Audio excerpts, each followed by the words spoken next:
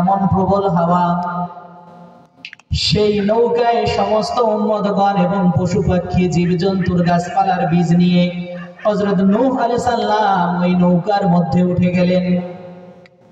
এমন সময় শয়তান ওই নৌকায় উঠতে যাবে। কে উঠতে যাবে? শয়তান। তো হযরত নূহ আলাইহিস সালাম শয়তানকে দেখে ফেলেছে যে শয়তান নৌকায় উঠতে গেল। হযরত নূহ আলাইহিস সালাম শয়তানকে ধরে ফেলেছে যে তোমার তো নৌকায় কোনো স্থান নাই।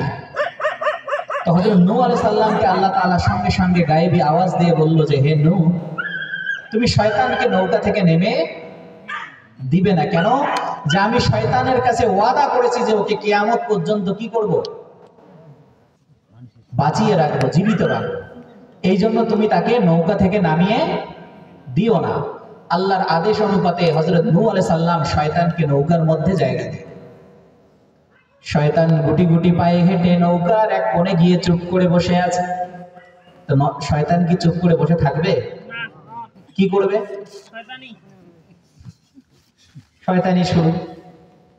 এবার ওই নৌকায় ইঁদুর ছিল। কি ছিল? ইঁদুর ছিল।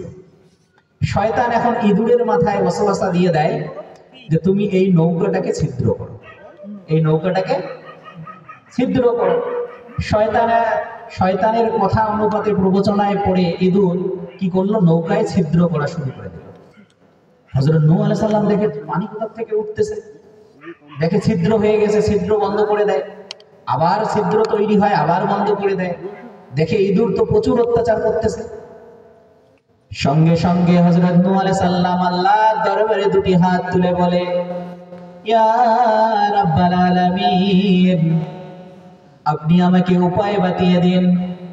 আল্লাহ তাআলা হযরত নূহ আলাইহিস সালামকে আদেশ দিয়ে বলেন, ও নূহ নবী, তোমার নৌকার মধ্যে বাঘ আছে। কি আছে? বাঘ আছে। তা তুমি বাঘের কপালে হাত দাও। কিসের কপালে হাত দাও? বাঘের কপালে তুমি হাত দাও। আল্লাহর কথা অনুপাতে হযরত নূহ আলাইহিস সালাম করলো কি? বাঘের কপালে হাত দিয়ে দিল। যখন এই বাঘের কপালে হাত দিয়ে দিল, সঙ্গে সঙ্গে আল্লাহ তাআলা ওই হাতের ওসিলা করে বিড়ালকে সৃষ্টি করে দিয়ে দিলেন। সুবহানাল্লাহ। তাহলে কার ওসিলায় পৃথিবীতে বিড়াল আসলো? হযরত নূহ আলাইহিস সালাম। আল্লাহ তাআলা হযরত নূহ আলাইহিস সালামের বাঘের কপালে হাত দেওয়ার ওসিলায় যখন এই বিড়াল সৃষ্টি হয়ে গেল, এবার ইঁদুর আর শয়তানি করতে পারে না। বিড়ালকে কি ইঁদুর কি করে? ভালোবাসে। বিড়ালকে দেখে ইঁদুর একদম ভয়ে চুপচাপ। এবার শয়তান যতই ইঁদুরকে শয়তানি দেয়, আর ইঁদুর কোনো শয়তানি নেই, একদম কোণে গিয়ে চুপচাপ বিড়ালকে দেখে বসে আছে।